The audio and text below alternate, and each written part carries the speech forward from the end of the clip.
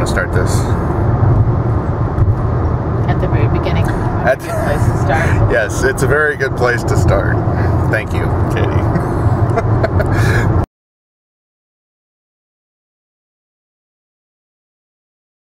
Well, here we are out on the road. This is a bonus Allen's angle, shall we say. We are out on the road coming back from Ohio, from family thing out in Dayton, Ohio, and just had a whole bunch of random thoughts, particularly about things that we've seen along the way. The biggest thing that you start to notice when you drive across the country is that on one hand, there are some just achingly beautiful parts of the country along the road.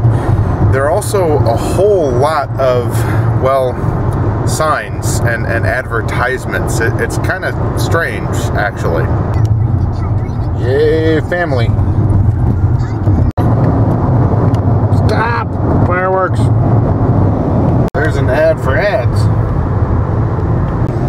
Yay, go Royals! Woohoo! Hey Levi, check it out. It's our restaurant. Now within those signs and advertisements, there are not just, sort of the general business signs and all that kind of stuff, but there are also a whole lot of Jesus signs, and they sort of fall into three different categories. One of which is this whole category of, well, kind of generic advertisements for churches. They tend to be things like, or advertisements for like mega churches, but they're just pretty benign. They sort of blend into all of the other advertisements that are out there on the road. But then we've got what I like to call the Angry Jesus signs. These are signs where there's a real specific message that is trying to be communicated to everyone else. They're often the repent now or regret it forever kinds of signs. We even saw one that was an anti-evolution sign, which seems like a really bad idea to try and have that argument over a billboard, but hey, whatever, I didn't pay for that sign.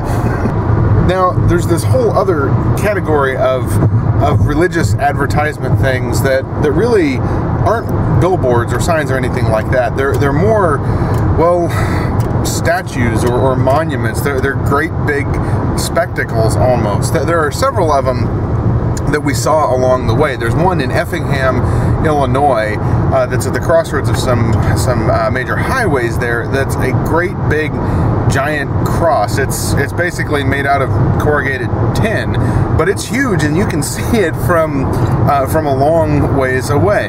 My other favorite statue like this is actually one between Dayton, Ohio and Cincinnati, Ohio. It's this great big Jesus that's out on the side of the road next to this one church. Now, the original statue was Jesus from the waist up. He didn't have any legs. It was from the waist up, and it had his arms sticking up in the air, and it was sort of an odd looking thing.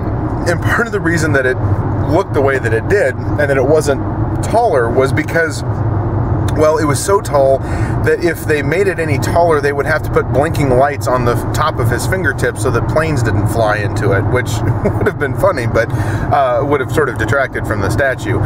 It also was something that burned down to the ground in, I think, like 2010 or so. It was a steel structure on the inside, and then this really highly flammable foam on the outside, and lightning hit it and burned the thing to the ground.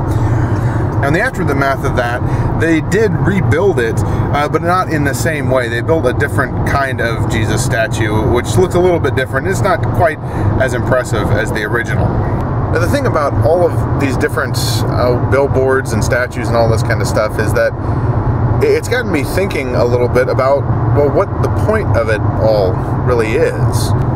It just seems to me that a lot of it is really missing the whole point.